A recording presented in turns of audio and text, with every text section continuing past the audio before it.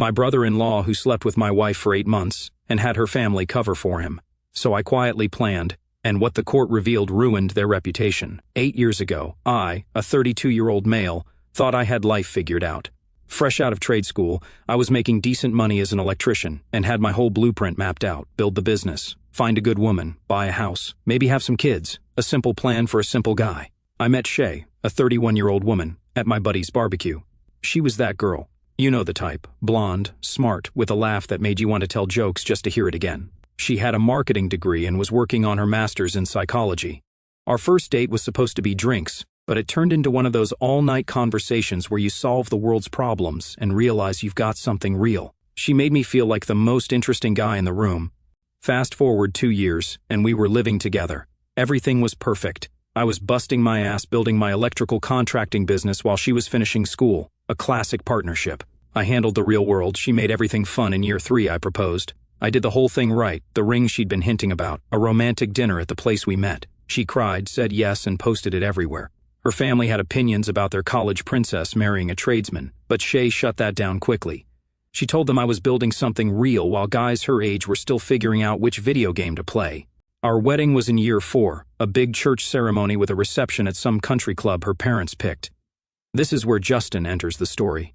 He's married to Shay's sister Sloane and was in the wedding party. Quick time out about Justin. Picture every douchebag from business school who thinks he's the next Elon Musk, always talking about his revolutionary startup. He drives a BMW he can barely afford, wears designer sneakers that cost more than most people's rent, calls everyone chief, and has crypto opinions nobody asked for. But he's family, so I played nice. Years 5 through 7 were the golden age. We bought our dream house, a nice colonial with the white picket fence fantasy. Business was booming. I had 8 guys working for me, and clients were lining up. I put Shay through grad school debt-free, paid for her car, her trips with the girls, and even started doing free electrical work for her parents because you're so handy. Every Sunday was family dinner at her parents' place, the same dining room where everything would eventually explode. I'd listen to her dad's political rants and her mom's neighbor gossip while watching Justin show up with Sloane and their kids to play perfect family man. Looking back, I can see the signs, how her face lit up when Justin walked in, how she laughed too hard at his weak jokes, how she always found excuses to help in the kitchen when he was around. But I was focused on our future, working 60-hour weeks, growing the business, being the provider. I thought I was building something solid. Turns out, I was just funding my wife's midlife crisis. In year 8, things started feeling off. Not obvious, just a weird vibe. Shay became distant, critical, saying I worked too much and didn't appreciate what I had. She suggested maybe we needed to explore what we really wanted. I figured it was normal marriage stuff. Every couple hits rough patches. Maybe we needed a vacation or counseling. The irony is killing me.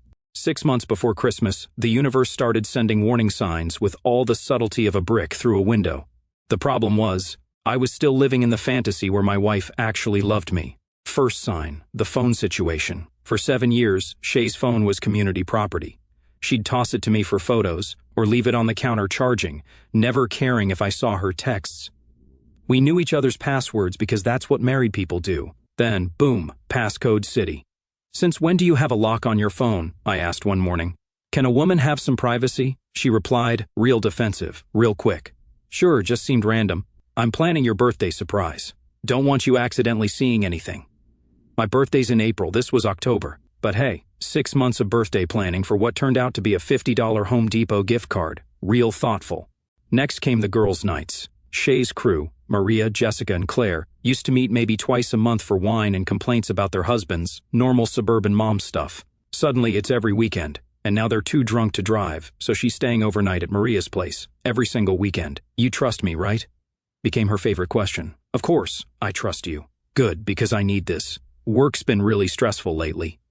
"Work's been stressful?" She works in marketing for a dental practice. Unless someone's having a root canal emergency, I'm pretty sure it's not that stressful. The credit card statements were what really got my attention. I handle our finances because I'm good with numbers, and Shay hates boring money stuff. I usually just scan through to make sure nothing's weird. That's when I started seeing charges that didn't make sense. Hotels downtown on nights she was supposedly at Maria's, dinners for 2 at restaurants I'd never heard of, shopping sprees that seemed excessive for book club gifts. The real kicker was the same hotel charge, Marriott downtown, every Saturday for 6 weeks straight. Either Maria moved into a hotel room or my wife was lying through her teeth. Hey babe, what's this hotel charge? Thought you stayed at Maria's? She didn't even look up from her laptop. Maria's roommate situation got weird, just easier to get a room. That's when I decided to have an adult conversation about what I was seeing. Sunday morning, she's drinking coffee in bed, scrolling through Instagram. Shay, can we talk about something? Sure, what's up? I've been noticing some stuff lately, the phone thing, all these overnight stays, charges I don't recognize.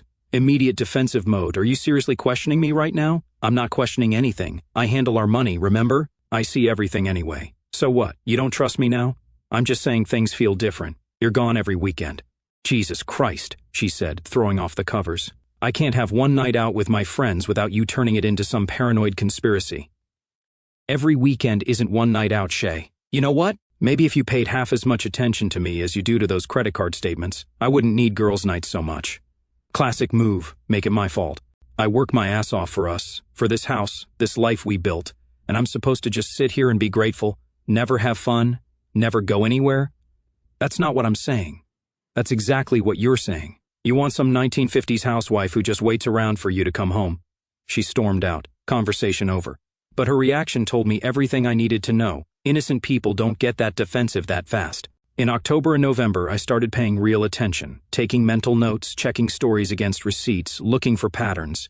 The patterns were obvious once I looked. Every Saturday hotel stay was followed by a Sunday where she'd come home late, shower immediately, then be extra nice, coffee in bed, movie suggestions, sudden interest in my work schedule. When's your next big job? Became a regular question. Thanksgiving was the final straw. We're at her parents' house, the same dining room table that would later become ground zero. I'm listening to Justin explain some crypto nonsense when his phone keeps buzzing. Every buzz, he glances toward the kitchen where the women are cleaning up. Fourth buzz, he steps outside for a business call. 2 minutes later, Shay comes back looking flushed. Maria's having drama with her boyfriend. I should probably go help. I watched Justin through the window. He wasn't talking, he was texting. I'll drive you, I offered. No need, stay for pie. I'll just take an Uber. An Uber to help with relationship drama at 3 p.m. on Thanksgiving. That night, I made a decision. Either I was losing my mind or my wife was screwing her sister's husband. Time to find out which. I couldn't hire some $200 an hour private investigator, but I had something better. My buddy Silas, and absolutely zero moral restraint when it comes to cheating wives. Silas has been my best friend since trade school. The guy's got no filter, a pickup truck, and watches too much true crime TV.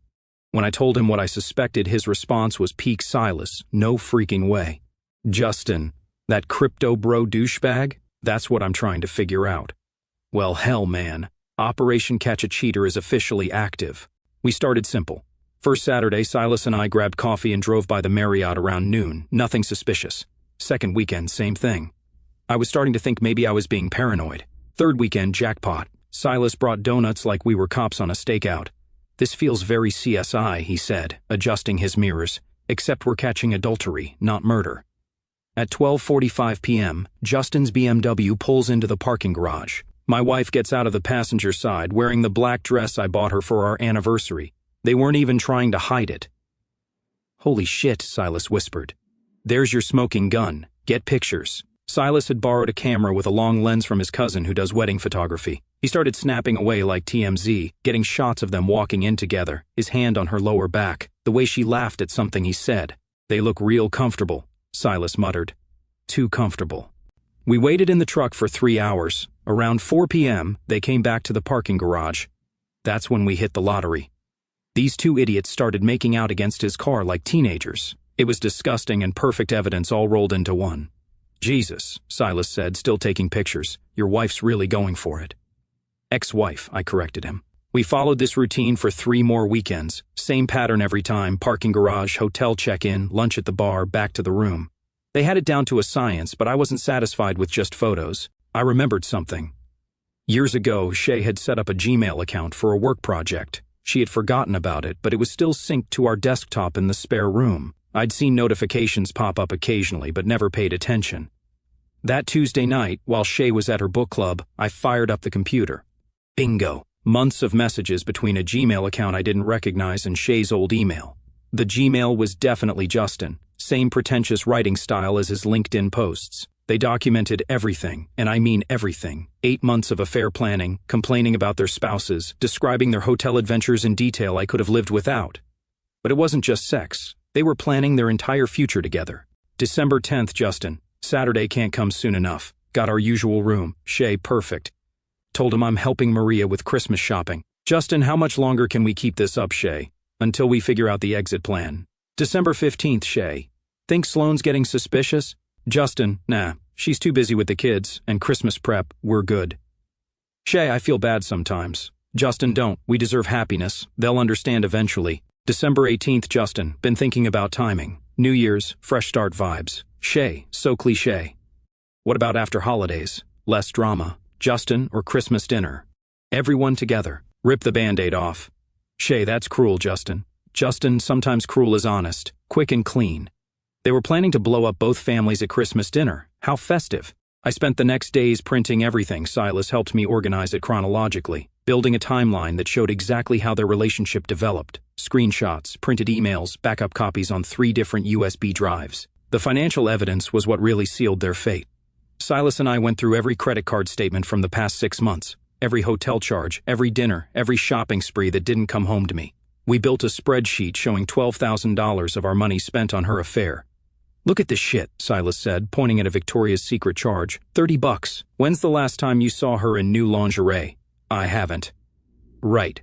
She's buying sexy outfits for her boyfriend with your credit card. We also discovered Justin's financial situation. Silas ran a background check and did some digging.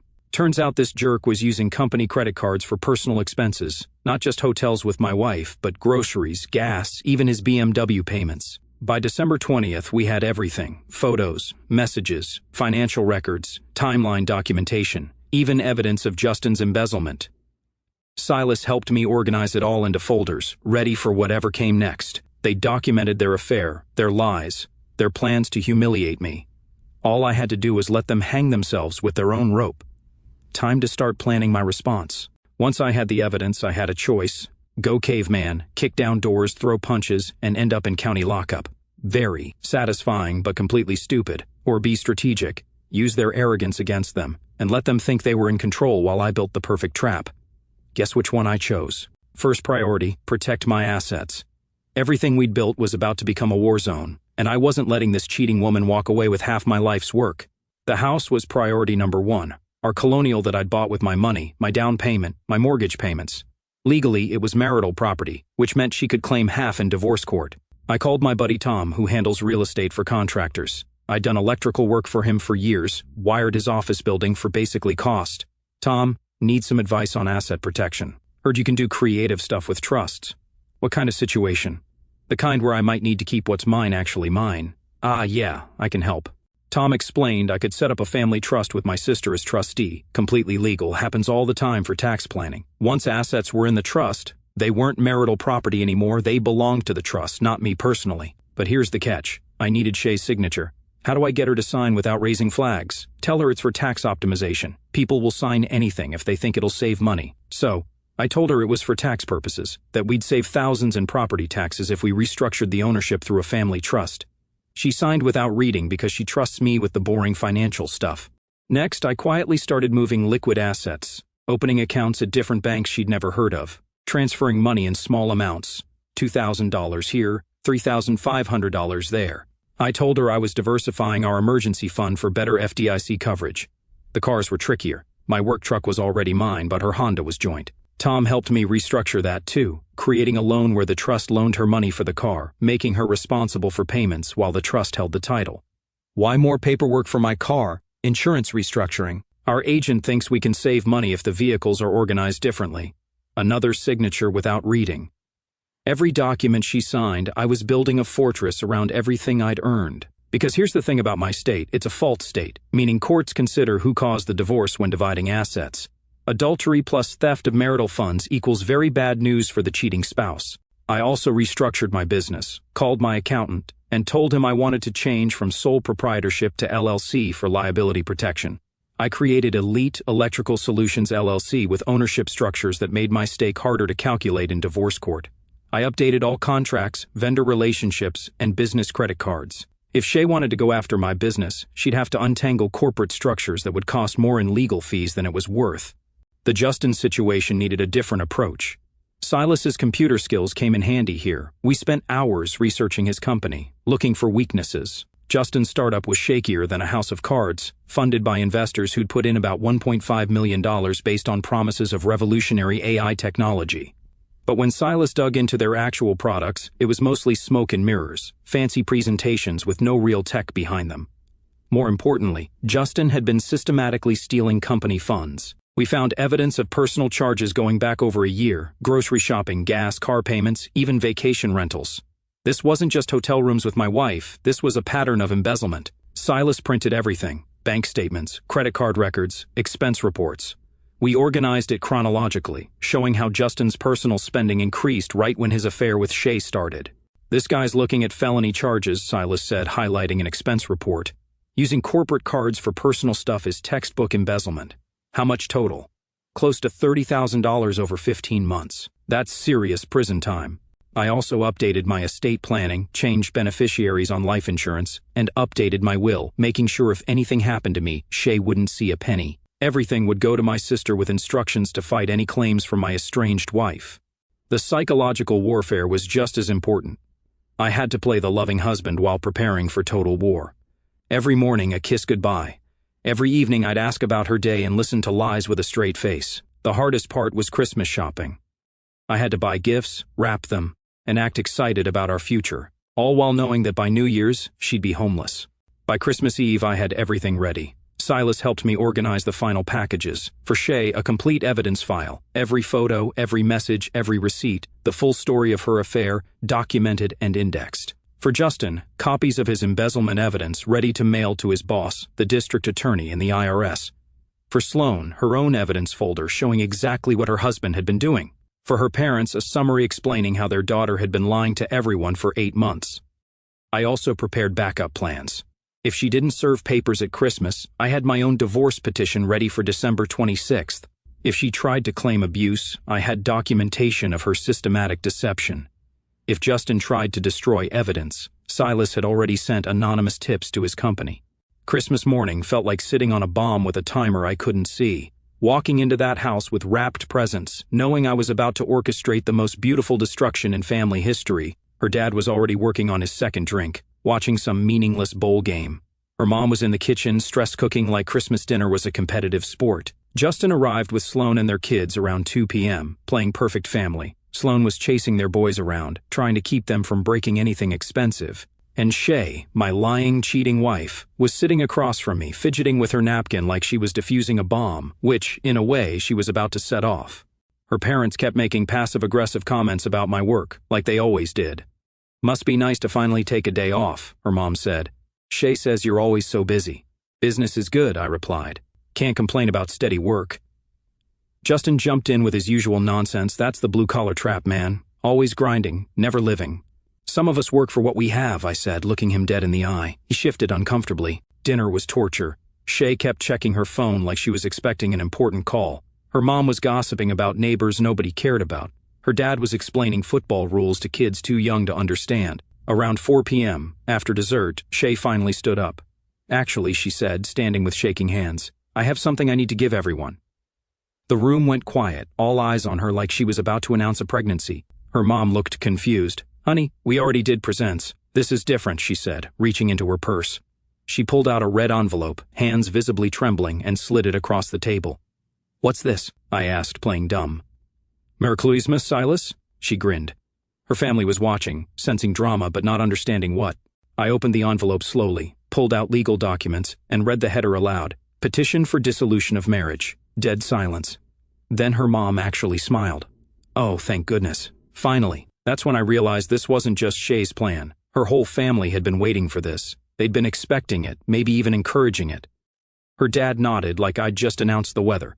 About time. Justin started grinning behind his drink. Sloan looked completely lost. "Wait, what's happening?" "Shay's leaving him," her mom announced, like she was revealing Christmas morning surprises. That's when I started smiling. The whole situation was so perfectly screwed that it was almost beautiful.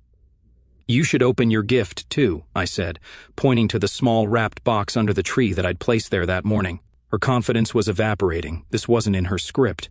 Her family looked confused. Why would I bring a gift if I knew about divorce papers? She walked to the tree on unsteady legs, picked up the box, came back to the table, and opened it with trembling hands.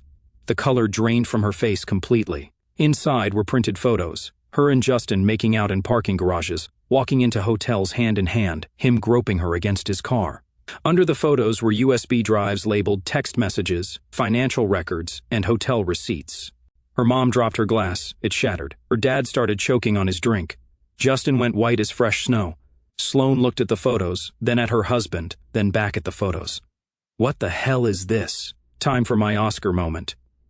Well, I said, addressing the room like I was giving a presentation, since we're doing family announcements, figured you should all know that your daughter's been screwing her sister's husband for 8 months. Instant chaos. Her mom started hyperventilating. Her dad started swearing. Sloane grabbed the photos and started flipping through them, her face getting redder with each image. That she's been using our credit cards to pay for hotel rooms where they play house, I continued. Justin tried to interrupt. Look, this isn't. And that your son-in-law here, I continued, pointing at Justin, has been using his company's credit cards to fund the whole operation, which, fun fact, is felony embezzlement. Sloane started screaming at Justin. The kid started crying because Mommy was yelling. Her parents looked like they'd aged a decade in 30 seconds. I already sent copies to his boss and the district attorney, I added. Merry Christmas, asshole. Justin looked like he was about to throw up. But wait, there's more, I said, turning back to Shay. Remember those boring tax documents you signed? Turns out you don't own the house anymore, or the cars, or basically anything, actually. Funny how trust documents work when you don't read them. That's when Shay found her voice. You can't do this. Those signatures, that's fraud. You tricked me. Actually, it's not. Everything was legal and properly disclosed. You signed papers transferring assets to a family trust for tax optimization. Your lawyer can explain how trusts work. I'll fight this. I'll take you for everything. With what money? You maxed out credit cards on hotel rooms. You're about to be unemployed when your company finds out. And you owe me restitution for the $12,000 you stole from our marriage. The room erupted in shouting, Sloane screaming at Justin, him trying to explain, her parents yelling at Shay, kids crying louder. I grabbed my coat and headed for the door. Where are you going? Shay shouted. Home. Well, my home. You'll need to figure out somewhere else to stay. And I walked out, leaving behind the most beautiful chaos I'd ever created. I sat in my truck for a minute, listening to the screaming through the windows and started laughing. 8 months of planning, and it couldn't have gone better. My phone started buzzing before I hit the street. The first week after nuclear Christmas was like watching a controlled demolition in slow motion. I'm holed up at my sister's place with a drink, monitoring the destruction from a safe distance. Let me walk you through the beautiful carnage because this mess is more entertaining than anything on TV. The legal destruction, Monday morning, 9 a.m. sharp, I filed my counterpetition, adultery with photographic evidence, dissipation of marital assets with financial proof, the whole arsenal. My lawyer said it was the most airtight adultery case he'd seen in 20 years. Shay hired some downtown firm, probably with money she borrowed from her parents. They tried claiming she was seeking personal fulfillment in an emotionally distant marriage, and that I was being vindictively punitive. Good luck selling that story when you've got photos of their client with her tongue down her brother-in-law's throat. The judge was not impressed, especially when we presented financial evidence showing $12,000 of marital funds spent on her affair. In our state, that's not just cheating, that's theft. The house? Untouchable in the family trust. Cars? Same deal. Bank accounts? What bank accounts? As far as the court knows, I'm just a heartbroken electrician whose cheating wife cleaned them out. Her lawyer tried challenging the asset transfers, claiming I'd hidden marital property, but every signature was legitimate, every document properly notarized, and Shay signed everything willingly. Hard to claim fraud when your client enthusiastically signed papers to save on taxes. Justin's professional bomb, the embezzlement evidence hit like a guided missile. Monday afternoon, Justin got called into his boss's office. By 4 p.m., he was walking out with a cardboard box and unemployment papers. But it gets better. His company didn't just fire him, they terminated him for cause, which means no severance, no benefits, no health insurance. They're also pursuing criminal charges for $28,000 in fraudulent expenses over 14 months. The DA's office practically salivated over the case. Corporate credit card fraud is prosecutors' candy, especially when those expenses include affair hotels. His equity in the company? Gone. Stock options? Forfeited. That IPO he was always bragging about? Moving forward without him. And his former partners are making sure everyone knows why. But here's the cherry on top. His company's suing him personally for reimbursement. That means they're coming after his house, his car, anything not nailed down. Sloane's revenge tour. Sloane turned out to be the MVP of this whole disaster Christmas night. While Justin was trying to explain away photos of him groping her sister, Sloane was already on the phone with a divorce attorney. She filed papers Tuesday morning with a strategy that was pure genius. Full custody, maximum alimony, half of everything, plus emotional distress damages for adultery. But Sloane didn't stop there. She went full scorched earth on Justin's reputation. She posted a carefully worded Facebook announcement about discovering her husband's affair that got shared 2,000 times in 48 hours. She sent evidence to his parents, his friends, his college buddies. The man's social life is officially dead. Sloane also got smart about money before Justin knew what hit him. She'd frozen joint accounts, canceled his credit cards, and filed for emergency support. By Tuesday, he couldn't buy lunch without borrowing money. Shay's parents are in full crisis mode. Her mom's been calling me non-stop, alternating between begging and threatening. "Please think about the family," she said in one voicemail. Mistakes were made, but this doesn't have to destroy everyone. Mistakes were made, like their daughter accidentally tripped and landed on her brother-in-law's dick for 8 months. Her dad showed up at my shop Tuesday, wanting to work this out man to man. I told him the only conversation I wanted involved his daughter paying back what she stole. "She's still my daughter," he said. "And she's still a thief and a cheater," I replied. Shay's spectacular fall, this is where it gets really satisfying. That confidence she had sliding divorce papers across the table, completely gone. She's back in her childhood bedroom because she literally has nowhere else to go. She can't afford an apartment because all our money is in accounts she can't access. She can't get credit because her income was tied to our joint finances. Her job situation is even worse. Her marketing firm has a conduct clause in employment contracts. When word got out about the affair drama, her boss called her in for a discussion. "We handle reputation management," her boss allegedly said. "Hard to manage other people's reputations when you can't manage your own." She's on administrative leave while they evaluate the situation. Translation, they're figuring out how to fire her without a lawsuit.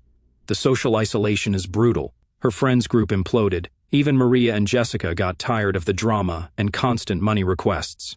She's basically a ghost in her own hometown. My business boom, ironically, this whole cluster mess has been great for Elite Electrical. Word travels fast in contractor circles, and apparently being the wronged party in a cheating scandal is excellent marketing. Every electrician, plumber, and contractor in town knows the story. They're all sending referrals. Support the guy who handled his business right seems to be the general sentiment. I've booked more work in a week than I usually get in a month. My phone's been a battlefield. In 48 hours, I got 47 missed calls from Shay, 23 text messages ranging from begging to threatening, and 12 voicemails cycling through denial, anger, bargaining, and depression. The evolution of Shay's messages has been fascinating. Started with denial, "This is all a misunderstanding." Moved to anger, "You're a vindictive jerk." Then bargaining, "We can work through this." And finally, acceptance, radio silence since Thursday. What's next? Divorce proceedings will take months, but the outcome's predetermined. I've got evidence, protected assets, and the moral high ground. Shay's got debt, unemployment, and a family ashamed of her. Justin's looking at 12 to 18 months in county jail if convicted, which seems likely. His civil cases will drain whatever assets prison doesn't cost him. Sloane's talking about moving back to her hometown with the kids, a fresh start away from the chaos. And me? I'm focusing on the business, maybe hiring more guys. The funniest part is how easily this could have been avoided. If Shay wanted out, she could have asked for a divorce honestly and walked away with dignity and half our assets. Instead, she got greedy, got stupid, and got obliterated. She wanted to embarrass me in front of her family. Instead, she made herself the family disappointment for generations. Sometimes karma needs assistance. Sometimes you have to be your own justice. And sometimes, if you're patient and methodical enough, you can turn other people's worst decisions into your greatest victory. 4 months later, the dust has settled, and let me tell you, justice tastes better than Christmas dinner. The divorce finalization, I got the final decree 2 weeks ago. Everything went exactly as planned. She got exactly what she earned. Nothing. Final settlement, I keep the house, the business, all trust assets, plus she owes me $24,000 in restitution for stolen marital funds, original $12,000 plus damages. Her lawyer tried one last desperate move, claiming financial hardship, but Judge Morrison wasn't interested. Actions have consequences, counselor. Your client understood this when she chose to fund her affair with marital assets, he said. The guy's been on the bench for 15 years and has zero patience for cheating spouses. Her total legal fees, $31,000. Money she doesn't have for a case she never could have won. Her parents had to take a second mortgage to pay her lawyer. Justin's complete annihilation. Remember our boy Justin? Life's been real interesting for him. He pleaded guilty to embezzlement in February, got 14 months in county plus 3 years probation. Could have been worse, but his lawyer negotiated down by claiming emotional distress from divorce proceedings. The civil cases were more brutal. His former company got a $67,000 judgment, original theft plus interest and legal fees. They seized his house, his car, his bank accounts, even his golf clubs. The man's got nothing but the orange jumpsuit they issued in lockup. Sloane's divorce went through in January. She got full custody, the remaining house equity, and alimony payments Justin will be making from prison wages. 17 cents an hour doesn't go far, but every penny counts. Best part, Justin's startup folded after his arrest. Turns out, when your CFO gets busted for embezzlement, investors lose confidence fast. All those grandiose plans for revolutionary AI died with his criminal record.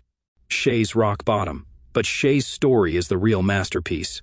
She lost her job officially in January when the firm's evaluation concluded she was no longer suitable for client-facing roles. She's been living with her parents for 4 months, sleeping in her teenage bedroom with the same boy band posters from high school. Her mom complains constantly, according to neighborhood gossip that gets back to me through Silas's drinking buddies. She tried getting work at marketing firms around town, but word travels fast in professional circles, especially when your personal drama involves criminal charges. Nobody wants to hire the woman who funded an affair with embezzled money. She's currently part-time at Target, making $13 an hour, the same store where she used to drop hundreds on outfits for her affair dates. Irony so thick you could cut it with a knife. The final encounter happened last Friday. I'm at Home Depot grabbing supplies when, guess who's working customer service? Shay, in a red vest, looking like she hasn't slept in weeks. She saw me before I saw her. When I walked to the electrical section, she was waiting. "Can we talk?" she asked, glancing around like she was embarrassed to be seen. "We're talking now," I said, not stopping to browse wire nuts. "I mean really talk. About us?" I stopped and looked at her, really looked. 4 months of consequences had not been kind. She looked exhausted, defeated, like someone who'd finally realized how badly she'd screwed up. "What about us? Last I checked, you served me divorce papers and tried to humiliate me. I made mistakes. You made choices," I corrected. "Big difference. I've been thinking about what we had, what we could have again." That's when I started laughing. "You for real? After you screwed your sister's husband for 8 months? After you stole from our marriage? After you tried to destroy me in front of your family? People change. I've learned." "Oh, what have you learned?" "That I had a good life and threw it away for nothing." She looked down at her red vest, at the customers walking past, at the life she'd built through pure stupidity. "I know I don't deserve another chance. You're right, you don't. We were good together once. Past tense. I can make this right." "With what?" "You're working retail for $13 an hour. You owe me $24,000. What exactly are you going to make, right?" The hope in her eyes died right there. "So that's it. You won't even consider..." "Lady, I wouldn't take you back if you were the last woman on earth. You're a liar, a cheat, and a thief. Those aren't mistakes. Those are character traits." I grabbed my supplies and headed for the checkout. "You used to love me," she called after me. I stopped and turned around one last time. "I used to love who I thought you were." Got a text from her new number that night. "I'm sorry for everything. I hope you can forgive me someday." I deleted it and blocked her without responding. Some mistakes can't be forgiven. Some bridges can't be rebuilt. Shay made her choices. Now she lives with those choices forever. Game over.